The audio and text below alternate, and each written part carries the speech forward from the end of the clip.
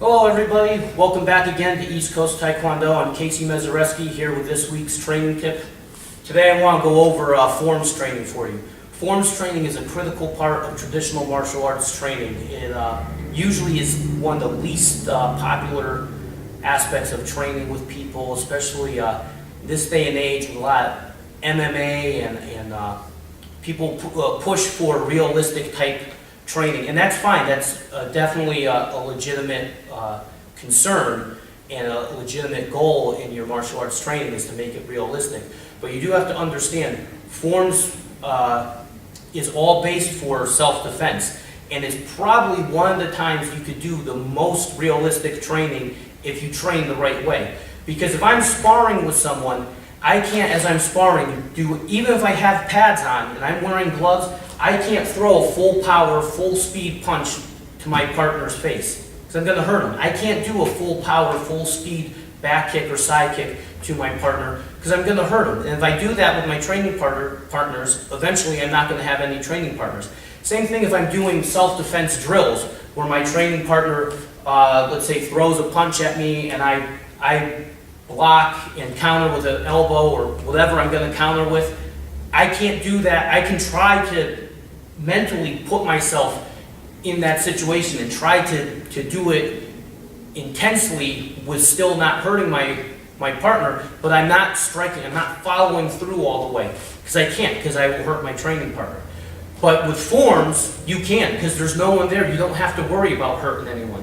So for instance, every form you should be doing at full speed, full power, 110% what you have. So for instance, if I was doing Do San, which is a green belt form here at East Coast Taekwondo, the first move of Do San is an outside block. So I would start here facing this way, and I visualize someone is coming up on my left side trying to sucker punch me, throw a punch. I'm going to block as hard as I can, as fast as I can, try to make it real life. Then after there, I block. This arm is chambered already to throw a punch. I'm going to throw that punch as hard and as fast as I can.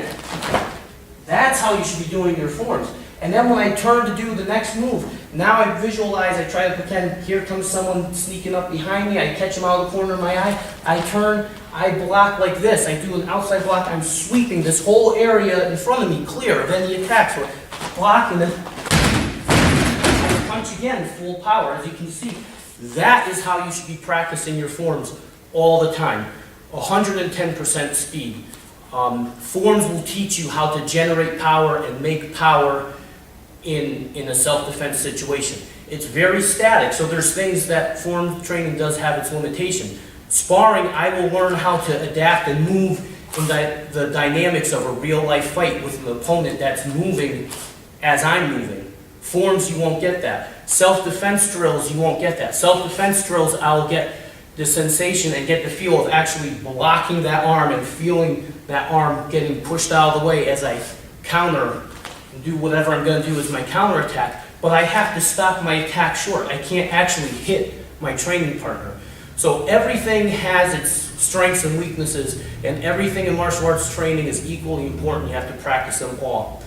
We have 12 forms here at East Coast Taekwondo to get to the rank of black belt, and we'll be coming out with videos going over the proper way to do those 12 forms the way we do them here at our school. Other schools might do them a little bit differently. But of those 12 forms to get to black belt, if you were to go and practice all 12 of those forms from white belt to black belt, you should be exhausted and winded at the end of it, like you just ran a marathon or you just did a sprint. You should be giving 110%. There is a time and place for doing forms at a slower speed, a slower pace, when you're just starting to learn the form. Obviously, you go slow just to get the movements down, get the right stances, the right technique.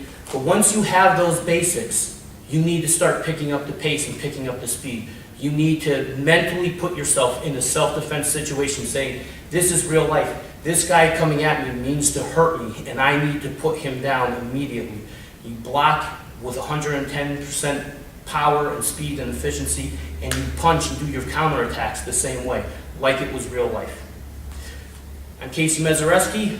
That's our training tip this week at East Coast Taekwondo. If you enjoyed this video, please subscribe to our channel, please like us on Facebook, and if you're ever in the Fairfield, Connecticut area, please come down to East Coast Taekwondo and check us out. Thank you.